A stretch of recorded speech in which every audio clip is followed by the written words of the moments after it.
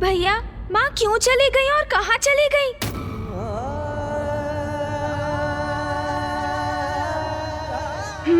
पिताश्री। कदाचित माँ लौटकर पिताश्री के निकट शमशान चली गई हैं। हमें यथाशीघ्र वहाँ पहुँचना चाहिए। उचित कहते हो गणेश, चलो।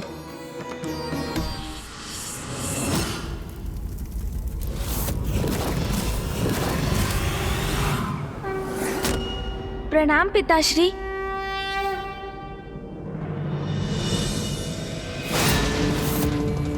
पिताश्री,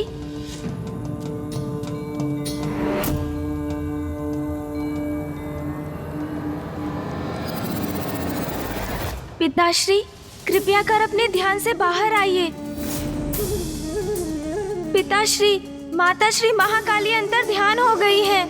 आपको अवश्य ज्ञात होगा पिताश्री कि वो कहाँ गई हैं। कृपया हमें दिशा दिखाइए, हमारा मार्गदर्शन कीजिए पिताश्री। भैया, पिताश्री तो ध्यान से बाहर आ ही नहीं रहे।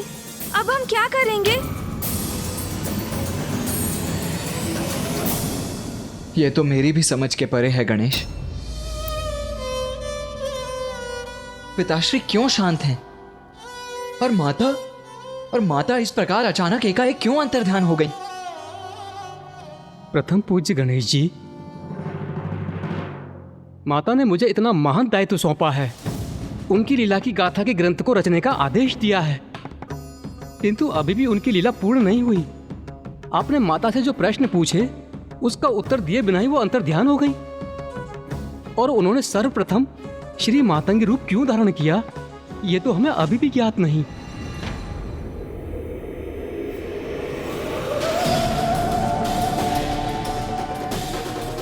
पुत्र गणेश, अब आगे की संपूर्ण कथा तुम स्वयं कहोगे पुत्र।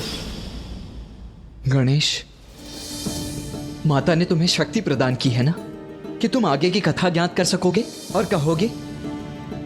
तो हमें बताओ गणेश कि ये सब क्या और क्यों हो रहा है? माता ने मुझ पर दायित्व सौंपा अवश्य है भैया, किंतु मुझे आगे क्या करना है ये बताए बिना ही माँ अंतर्ध्यान हो गई और पिताश्री भी अपने ध्यान में लीन है। इसलिए कदाचित अब हमें किसी संकेत की प्रतीक्षा करनी होगी। ये भस्म और इसमें ये गति कैसी?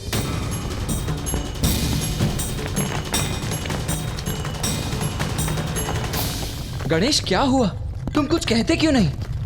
और तुम्हारी दृष्टि पिताश्री के चरणों पर ही क्यों टिकी हुई है? भैया, वो देखिए, पिताश्री के चरणों की भस्म धरती में किसी प्रकार के कंपन को इंगित कर रही है।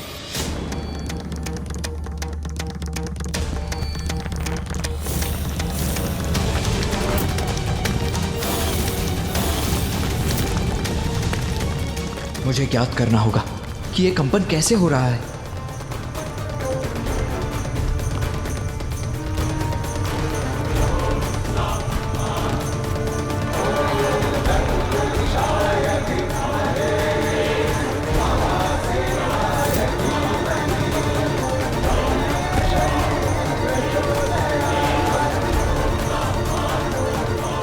हाँ गणेश, तुम उचित कहते हो, किंतु भूमि में यह कंपन कैसे उत्पन्न हो रहा है? भैया, माँ ने मुझे शक्ति प्रदान की। उसके पश्चात हम पिताश्री के पास उनके मार्गदर्शन प्राप्त करने पहुँचे और उनके माध्यम से मुझे ये भूकंपन दिखाई दिया। अर्थात भैया, हो ना हो आगे की कथा का सूत्र इस भूकंपन के स्रोत से ही जुड़ा है। हाँ गणेश, कुछ तो है जो घटित हो रहा है और वो हम सभी के लिए अनिष्टकारी हो सकता है, जिसे रोकना अति आवश्यक है गणेश। किंतु ये ध्वनि आ कहां से रही है? इस भूकंपन का स्रोत कहां से है, सबसे पूर्व मुझे ये ज्ञान।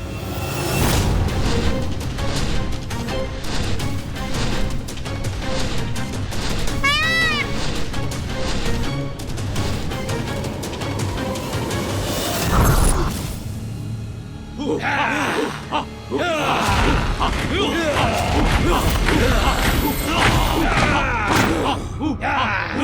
भैया, ये ध्वनि इसी मार्ग से आ रही है। हम उचित मार्ग पर अग्रसर हैं।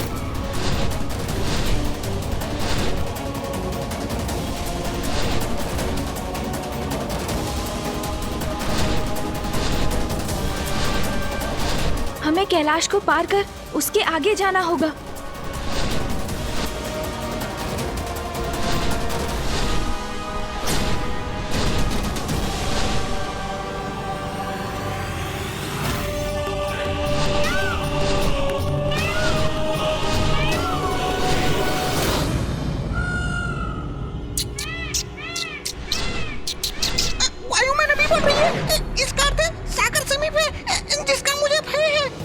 क्या हुआ मूषक जी? क्या आपको भी किसी संकट का आभास हुआ?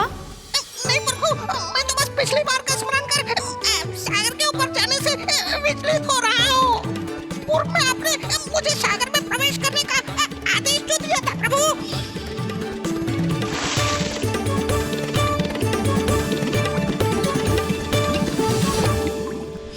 चिंता मत कीजिए मूषक जी, इस बार ऐसा कुछ नहीं होगा। हमें वायु मार्ग से ही आगे बढ़ना है। उचित है प्रभु। गणेश, ये शीघ्रता करने का समय है, तो तुम अपनी गति धीमी क्यों कर रहे हो? भैया, गति मैंने नहीं, मूषक जी ने घटाई है। सागर को देखकर उन्हें आशंका हो रही है कि कहीं मैं उन्हें पुनः जल में उतरने का आदेश ना दे दूं। और कदाचित वो थोड़े थक भी रहे हैं भैया।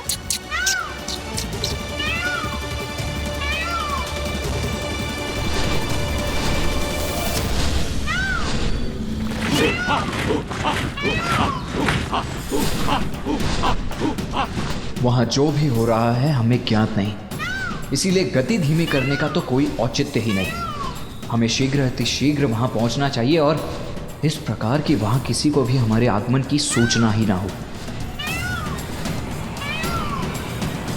मूषक जी, अपने दोनों हाथों से मेरे मयूर जी की पूंछ पकड़ लीजिए।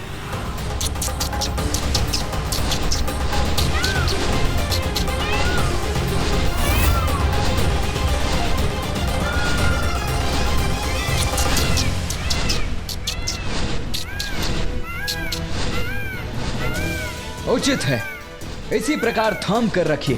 हाँ हाँ उचित है देव सेनापति कार्तिकेय जी, धन्यवाद। मयूर जी, तीव्र गति से आगे बढ़िए। इतनी तीव्र गति मैं संभाल नहीं सकूंगा।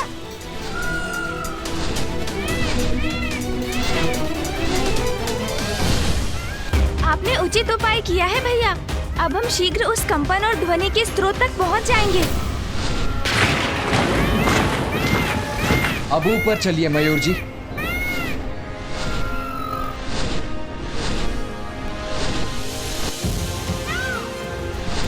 मूषक जी, अब तो आपको पर्याप्त गति प्राप्त हो चुकी है ना?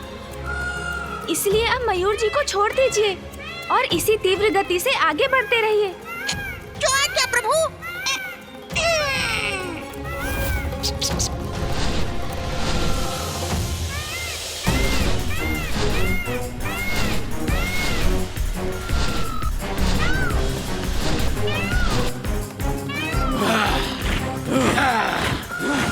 भैया, वो देखिए वहाँ। उचित कहते हो गणेश, कदाचित उस भूकंपन का स्रोत यही स्थान है।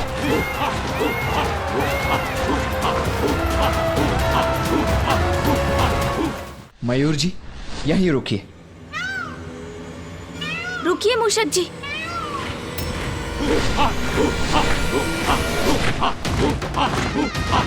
भैया, यहाँ तो असंख्य असुर एकत्रित हो रहे हैं। अवश्य किसी बड़े अनिष्ट का संकेत है ये। गणेश उचित कहता है, असुरों की यह सभा किसी शुभ कार्य के लिए हो, यह असंभव है।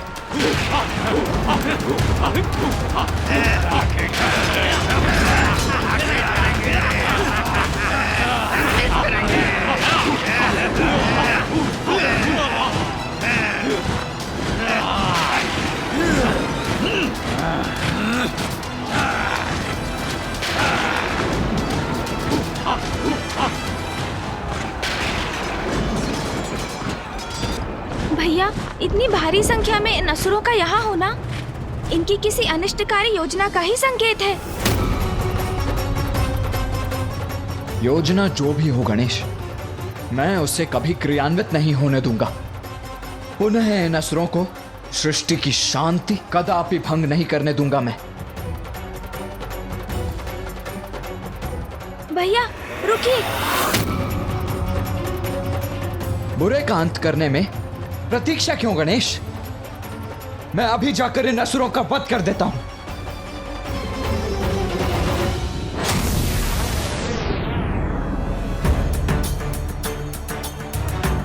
रुकिए भैया।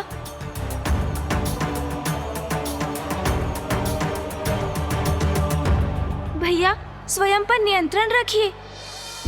हम यहाँ इन असुरों का वध करने नहीं, अपितु ये ज्ञात करने आए हैं कि माँ ने माता मातंगी का रूप क्यों धारण किया, फिर उनसे माता कौशिकी का आविर्भाव क्यों हुआ।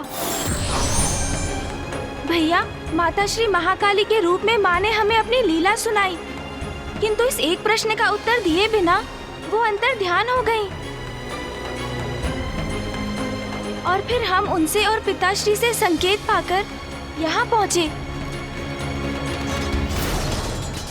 अर्थात हमें हमारे प्रश्न का उत्तर यहाँ प्राप्त होगा। इसलिए आप शांत रहिए भैया।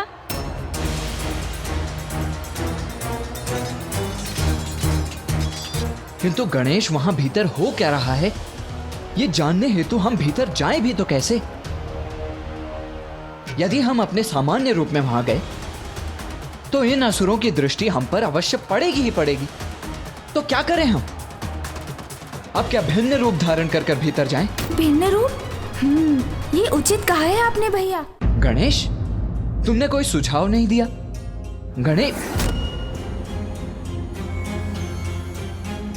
गणेश कहां चले गए हो तुम? अभी तो यही था। कार्तिकेय जी, वो देखिए प्रभु गणेश जी वहाँ। मूषक जी कहां संकेत कर रहे हैं? कहां है गणेश? भैया मैं यहाँ हूँ।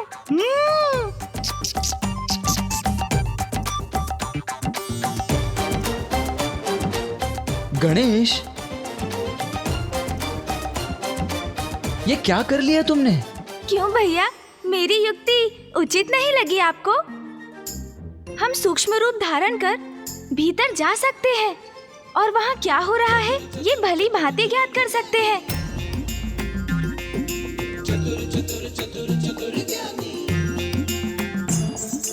तुम्हारी युक्ति तो उचित है ही गणेश, और तुम्हारी चतुराई भी सराहनीय है।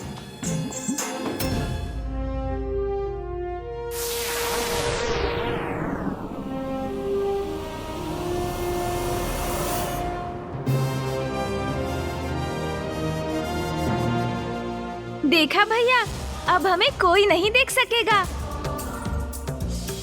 प्रभु, आपने तो सूक्ष्म रूप धारण कर लिया, किंतु मैं क्या करूं? यदि मैं इसे भीतर गया तो ये असुर मुझे जीवित ही अपना आहार बना लेंगे। प्रभु, मैं असुरों का भोजन नहीं बनना चाहता। प्रभु। मूषक जी, आपसे कौन कह रहा है भीतर जाने के लिए? आप और मयूर जी यहीं पर प्रतीक्षा कीजिए,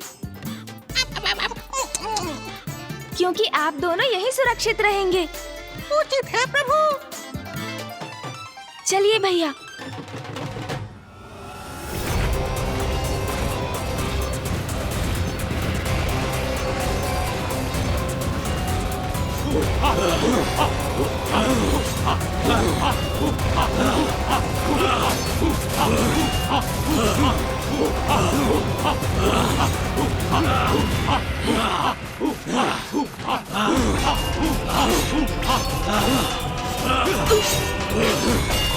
गणेश, मेरे निकट ही रहना।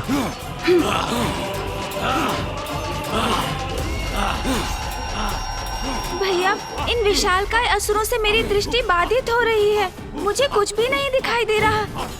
हमने भीतर आने के लिए ये सूक्ष्म रूप तो धारण किया, किंतु इस प्रकार तो इस रूप में हम कुछ भी नहीं ज्ञात कर सकेंगे भैया।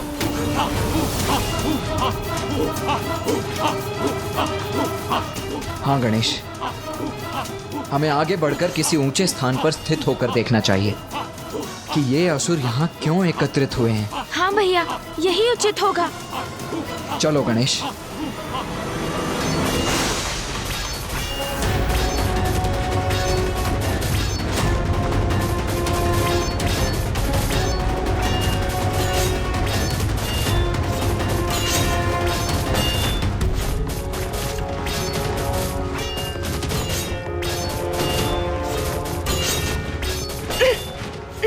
भैया, हम इनके मध्य तो घिरते जा रहे हैं। इन असुरों के पैरों से बचकर गणेश। हाँ भैया। किंतु भैया, इन असुरों के पांव तो गतिमान हो रहे हैं। हमें ध्यान रखना होगा भैया। अवश्य गणेश।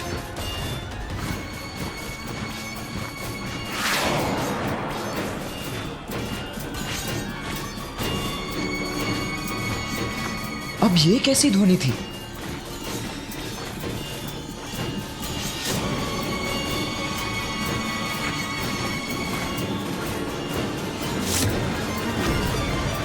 भैया संभालिए। ये भाला यदि हमसे टकराया तो हमें क्षति पहुंचा सकता है। बचो अनुज। अनुज, तुम ठीक तो हो ना? अब हम किस ओर से निकलें भैया? भैया, ये असुर तो अपना शस्त्र बार बार भूमि पर पटक रहे हैं। इस प्रकार तो ये भेद देंगे हमें। हमारा आगे बढ़ना कठिन है।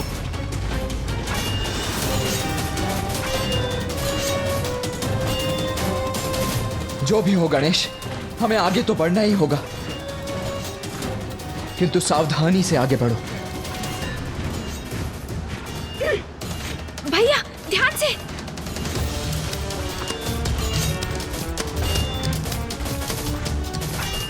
संभव है भैया शांत रहे।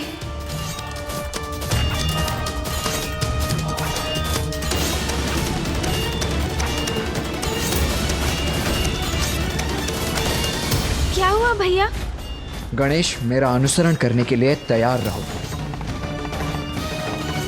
इन असुरों से बचकर आगे निकलने का एक ही उपाय है। समझ गया भैया। आगे बढ़ो गणेश, अभी।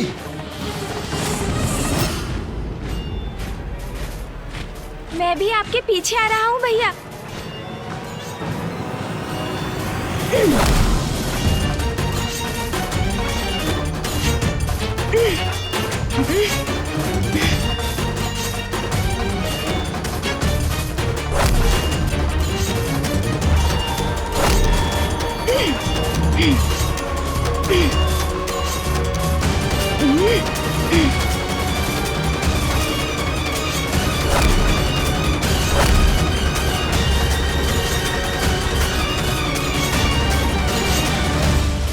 भैया संभल कर।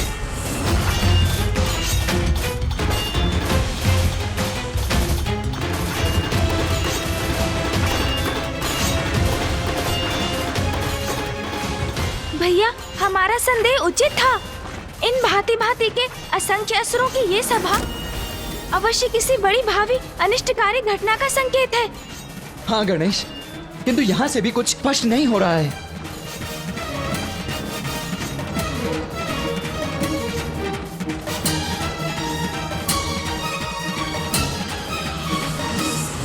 भैया, हमें इन सीढ़ियों के ऊपर जाना चाहिए। वैसे भी इन असुरों का मुख सीढ़ियों की ओर ही है।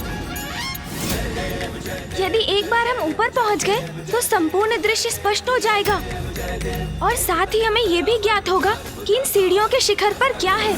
उचित कहते हो गणेश। तो चलो सीढ़ियों की ओर चढ़ते हैं।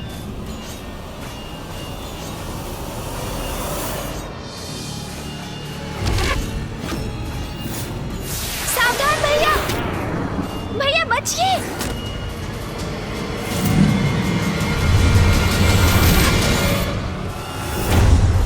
भैया बचिए। हमारे मार्ग में बाधा कैसे बन सकते हैं? इसे तो मैं एक ही बार में काल के गाल तक पहुंचा दूंगा।